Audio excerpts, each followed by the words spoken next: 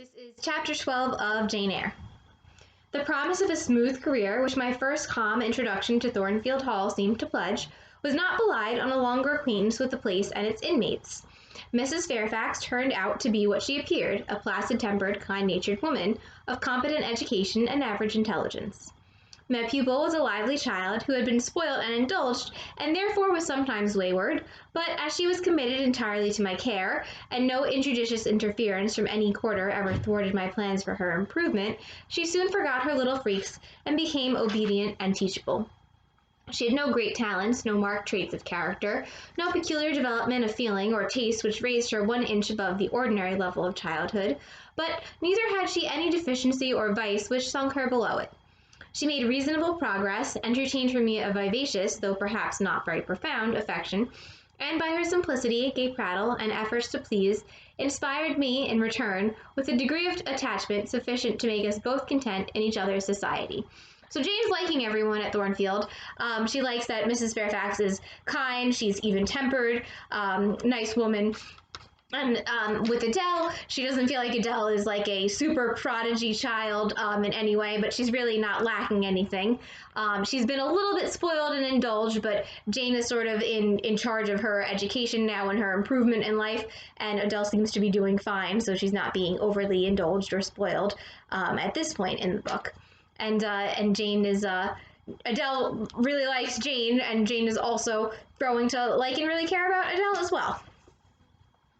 This parenthesis will be thought cool language by persons who entertain solemn doctrines about the angelic nature of children, and the duty of those charged with their education to conceive for them an idolatrous devotion.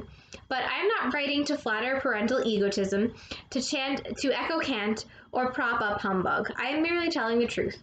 I felt a conscientious solicitude for Adele's welfare and progress, and a quiet liking for her little self, just as I cherished towards Mrs. Fairfax a thankfulness for her kindness, and a pleasure in her society proportionate to the tranquil regard she had for me, and the moderation of her mind and character. So Jane's not like a super enthusiastic teacher. She's not going to say, yes, all children are angelic and perfect. She's just trying to tell the truth in her story. She thinks other people may think her language is kind of cold, but she's just being honest about what she thinks about Adele, and same about Mrs. Fairfax. Anybody may blame me who likes when I add further that, now and then, when I took a walk by myself in the grounds, I went down to the gates and looked through them along the road, or when Adele played with her nurse, and Mrs. Fairfax made jellies in the storeroom, I climbed the 3 staircases, raised the trap-door of the attic, and having reached the leads, looked out afar over a sequestered field and hill, and a long dim skyline. That then I longed for a power of vision which might overpass that limit, which might reach the busy world, towns, regions full of life I had heard of but never seen.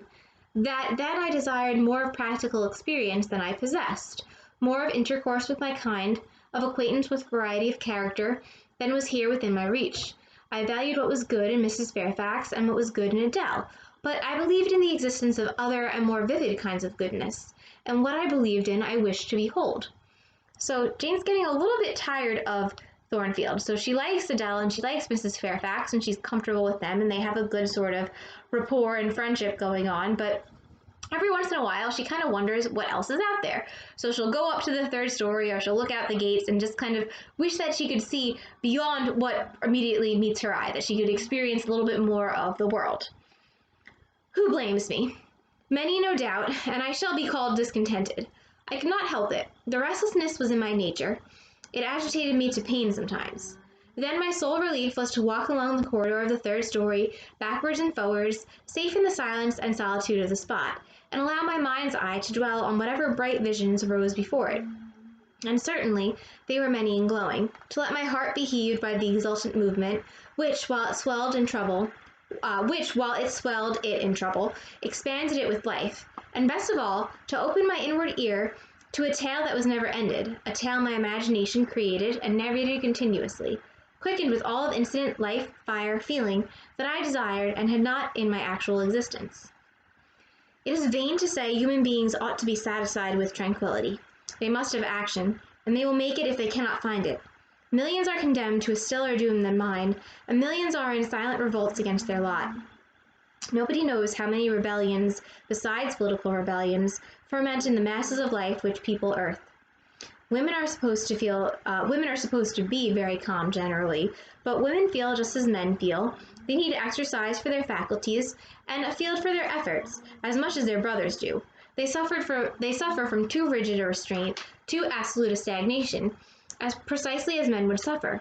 And it is narrow-minded in their more privileged fellow creatures to say that they ought to confine themselves to making puddings and knitting stockings, to playing on the piano and embroidering bags.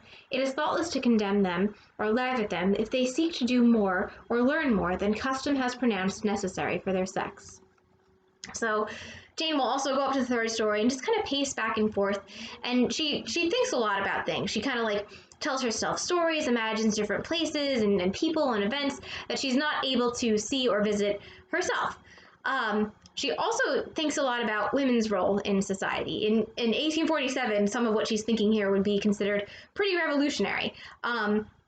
When women were very much expected to mostly stay in the domestic sphere, so mostly to stay in the home and manage the home. But Jane's saying, it makes sense that we need action and movement, we need adventure and excitement just like men need, and it's foolish of men to think that women wouldn't want those same things. You can't just be contented with knitting stockings and staying home all the time.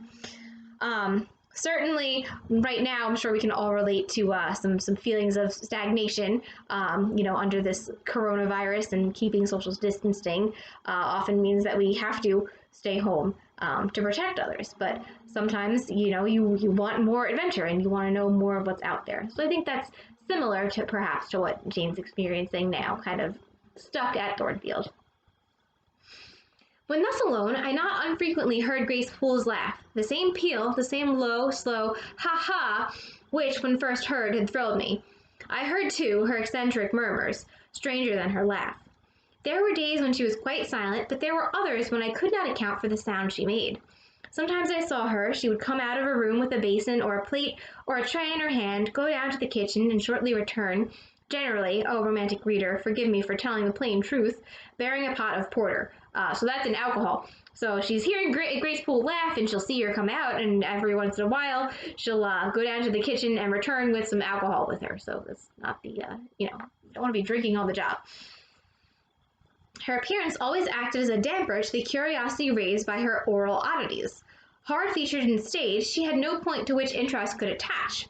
I made some attempts to draw her into conversation, but she seemed a person of few words. A monosyllabic reply usually cut short every effort of that sort. So Jane tries to talk to Grace Poole, but she's a woman of few words, doesn't really talk to Jane, so Jane can't really figure her out. Her laugh is so strange and jarring, but her appearance is so boring that Jane's very confused, so it also dampens any fear that she would really have. The other members of the household, viz. John and his wife, Leah the housemaid, and Sophie the French nurse, were decent people, but in no respect remarkable. With Sophie, I used to talk French, and sometimes I asked her questions about her native country, but she was not of a descriptive or narrative turn, and generally gave such vapid and confused answers as were calculated rather to check than encourage inquiry.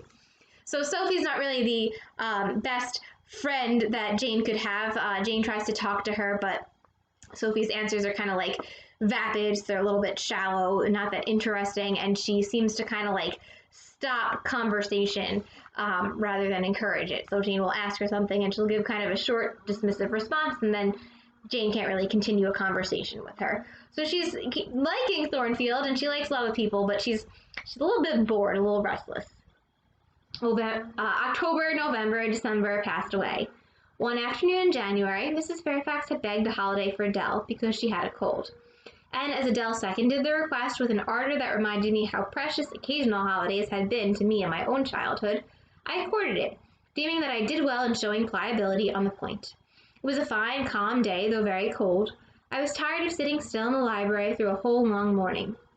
Mrs. Fairfax had just written a letter, which was to be posted, so I put on my bonnet and cloak and volunteered to carry it to Hay. The distance, 2 miles, would be a pleasant winter afternoon walk.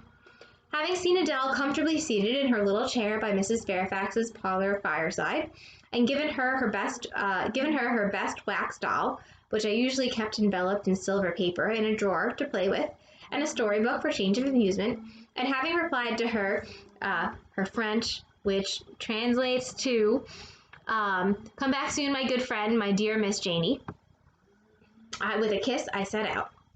The ground was hard, the air was still, my road was lonely. I walked fast till I got warm, and then I walked slowly to enjoy and analyze the species of pleasure brooding for me in the hour and situation. It was 3 o'clock. The church bell tolled as I passed under the belfry. The charm of the hour lay in its approaching dimness, in the low gliding and pale beaming sun. I was a mile from Thornfield, in a lane noted for wild roses in summer, for nuts and blackberries in autumn, and even now possessing a few coral treasures in hips and haws, but whose best winter delight lay in its utter solitude and leafless repose. If a breath of air stirred, it made no sound here, for there was not a holly, not an evergreen to rustle, and the stripped hawthorn and hazel bushes were as still as the white, worn stones which causewayed the middle of the path. Far and wide on each side there were only fields, where no cattle now browsed, and the little brown birds which stirred occasionally in the hedge looked like single russet leaves that had forgotten to drop. This lane inclined uphill all the way to hay. Having reached the middle, I sat down on a stile which led thence into a field. A stile would be like things like a turnstile, so it's kind of this little peg in the ground, and then there's like a horizontal beam going across that Jane could sit on. Gathering my mantle about me and sheltering my hands in my muff, I did not feel the cold, though it froze keenly, as was attested by a sheet of ice covering the causeway, where a little brooklet, now congealed, had overflowed after a rapid thaw some days since. From my seat I could look down on Thornfield. The grey and battlemented hall was the principal object in the vale below me. Its woods and dark rookery rose against the west. I lingered till the sun went down amongst the trees and sank crimson and clear behind them. I then turned eastward. On the hilltop above me sat the rising moon, pale yet as a cloud, but brightening momentarily. She looked over hay, which, half lost in trees, sent up a blue smoke from its few chimneys. It was yet a mile distant, but in the absolute hush I could hear plainly its thin murmurs of life. My ear, too, felt the flow of currents, in what dates and depths I could not tell, but there were many hills beyond. Hay, and doubtless many becks threading their passes. But there were many hills beyond hay, and doubtless many becks threading their passes. That evening calm betrayed alike the tinkle of the nearest streams, the sough of the most remote. A rude noise broke on these fine ripplings and whisperings, at once so far away and so clear, a positive tramp, tramp, a metallic clatter, which effaced the soft wave wanderings, as in a picture the solid mass of a crag, or the rough boles of a great oak, drawn and dark and strong on the foreground, efface the aerial distance of azure hill, sunny horizon, and blended clouds, where tint melts into tint. So Jane is just taking everything in. It's a winter evening. The sun is kind of going down. The moon is rising. It's very peaceful and calm and quiet, and Jane's just listening. And then all of a sudden, there's this sort of jarring tramp, tramp, tramp sound. It's metallic, so it's definitely not a nature-y sound. The din was on the causeway. A horse was coming. The windings of the lane yet hid it, but it approached. I was just leaving the stile, yet, as the path was narrow, I sat still to let it go by. In those days I was young, and all sorts of fancies bright and dark tenanted my mind. The memories of nursery stories were there amongst other rubbish, and when they recurred, maturing Ruth added to them a vigor and vividness beyond what childhood could give. As this horse approached, and as I watched for it to appear through the dusk, I remembered certain of Bessie's tales, wherein figured a north of England spirit called a Gytrash, which, in the form of horse, mule, or large dog, haunted solitary ways, and sometimes came upon belated travelers, as this horse was now coming upon me. So Jane's reminded of this childhood story from Bessie, but because she's an adult, her imagination is able to give her a sharper impression of it, a little bit more creepy and ominous, and she's thinking of this Gytrash spirit, which is a horse or a dog, and it kind of stops travelers, and it's in haunted solitary ways, so it's on these like paths where the person is alone, and it comes upon travelers who are also alone, or they're belated.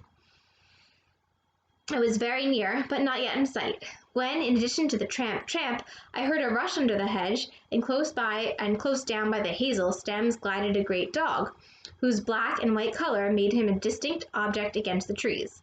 It was exactly like one form of Bessie's Gytrash. a lion-like creature with long hair and a huge head. It passed me, however, quietly enough, not staying to look up with strange pretercanine eyes in my face, as I half expected it would. So she does see a very Gytrash-like, creepy, big dog, a lot of hair, very imposing, but it doesn't creepily look at her like she expects. The horse followed, a tall steed, and on its back a rider. The man, the human being, broke the spell at once. Nothing ever rode the Gytrash. It was always alone, and goblins, to my notions, though they might tenant the dumb carcasses of beasts, could scarce covet shelter in the commonplace human form. No Gytrash was this, only a traveler taking the shortcut to Millcote. He passed and I went on, a few steps, and I turned. A sliding sound and an exclamation of "What the deuce is to do now?" and a clattering tumble arrested my attention. Man and horse were down. They had slipped on the sheet of ice which glazed the causeway. The dog came bounding back, and seeing his master in a predicament, and hearing the horse groan, barked till the evening hills echoed at the sound, which was deep in proportion to his magnitude. He snuffed round the prostrate group, and then he ran up to me. It was all he could do. There was no other help at hand to summon. I obeyed him and walked down to the traveler, by this time struggling himself free of his steed. His efforts were so vigorous I thought he could not be much hurt, but I asked him the question, "Are you injured, sir?" I think he was swearing, but I am not certain,